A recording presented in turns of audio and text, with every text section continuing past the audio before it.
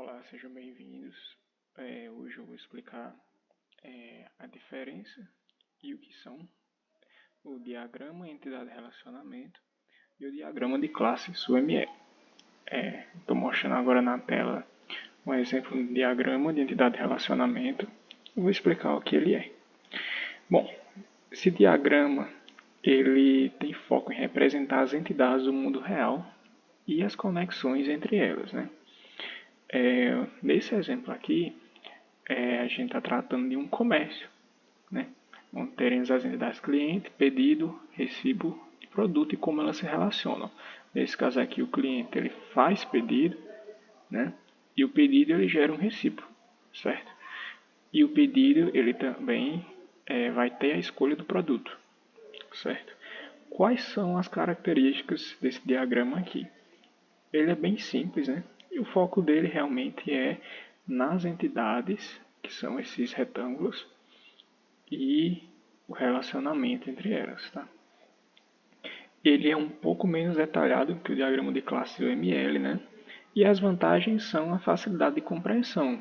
Então, até caso você não seja da área de TI, quando você bate o olho nisso aqui, você consegue compreender do que é que se trata, né? Como uma coisa se relaciona, certo? Ele é muito útil para estruturas mais simples. Quando é que a gente utiliza isso aqui? Em projetos mais simples, que o foco está realmente nas relações entre as entidades, né? Uma entidade ela representa, né, no caso desse diagrama, a entidade aqui ela representa a entidade do mundo real.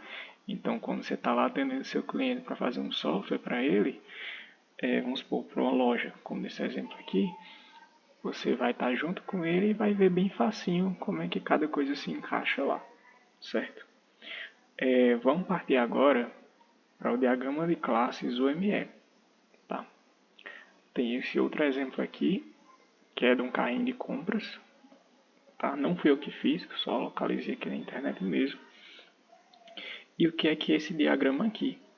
Esse diagrama ele representa a estrutura estática de um sistema. Então ele já inclui classes, né? Aqui a classe, cliente, os atributos e os métodos. Né? Perceba que cada atributo aqui ele tem um menos à esquerda. Esse menos significa que é um atributo privado. E cada método aqui embaixo tem um mais, significa que o método é público. Porque para utilizar isso aqui, você não pode utilizar fora da classe. Você tem que utilizar usando um método. O método é público e os atributos são privados. Tá? Nesse exemplo aqui, tá pessoal? Pode ser diferente em outros casos.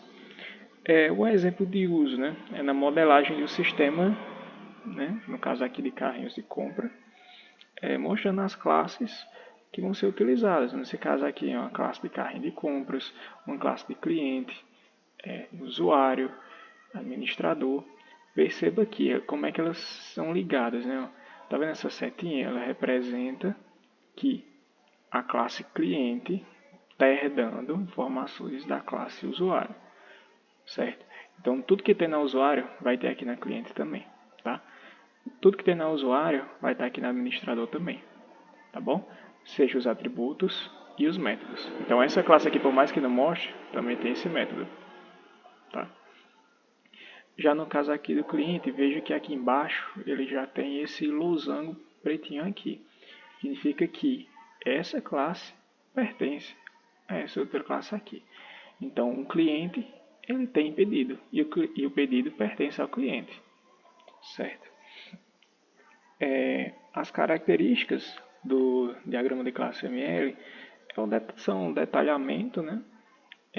Os atributos e os métodos das classes. Isso aqui já é um pouco mais avançado. Quando você está atendendo um cliente, você não passa isso aqui para ele. Isso aqui já é uma parte mais técnica que é utilizada por quem já está fazendo o sistema, ok? Ele é bem mais detalhado do que o diagrama de entidade de relacionamento, né? Porque o foco aqui já não é da entidade, é a estrutura das classes.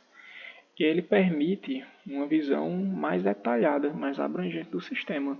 Então, para você programar a partir disso aqui, fica muito mais tranquilo. Muito menos trabalho, porque você já tem ciência do que é que vai ser feito.